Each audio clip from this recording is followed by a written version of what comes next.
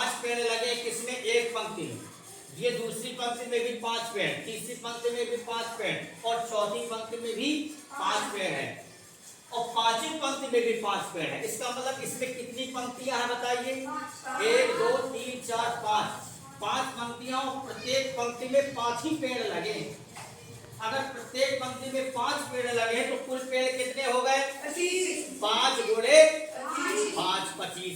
और जब 25 कुल पेड़ हो गए और यही दिया है, इन्होंने कुल पेड़ दिए हैं 2304 कुल पेड़ हैं। तो पहले छोटे सवाल से ले रहे हैं 25 अगर कुल पेड़ हैं तो बताइए 25 पेड़ में पंक्ति कितने हैं? किस कंडीशन में? किस कंडीशन में कि जितने पंक्ति है प्रत्येक पंक्ति में उतने ही पेड़ हैं। अगर 5 पंक्तियां हैं तो हर पंक्ति में 5 पेड़ ही लगे हैं, तो टोटल तो 25 हो गया।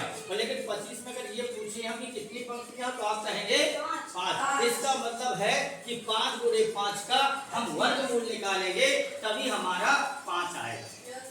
क्लियर हो गया? अब जैसे हम आपको गतिविधि बता रहे हैं, मान लीजिए ये बताइए ये कौन सी पंक्ति है? कौन सी पंक्ति है? पहली दूसरी कौन सी है? पहली पंक्ति है ये और ये। आप बताइए जो आप खड़े हुए हैं कितनी पंक्तियों में खड़े हैं?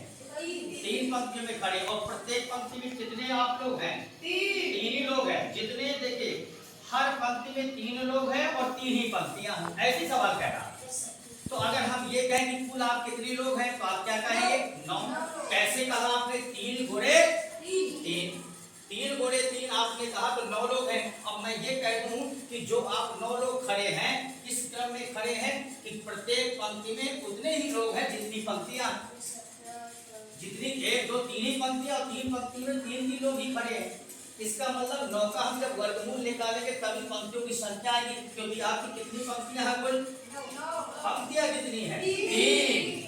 3 तभी आएगा जब हम 9 का वर्गमूल करेंगे।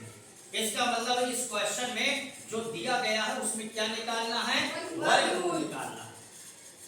तो 2304 का जब हम वर्गमूल निकालेंगे तो पता चल जाएगा कि कितनी पंक्तियां हैं। क्योंकि सवाल में कह रहा है कि उतनी पंक्तियां हैं जितने प्रत्येक पंक्ति में उतने ही पेड़ हैं जितनी कुल पंक्तियां। आइए में तो आइए वर्गमूल सीखते हैं कि किस प्रकार से इस सवाल को वर्गमूल में ज्ञात करना है।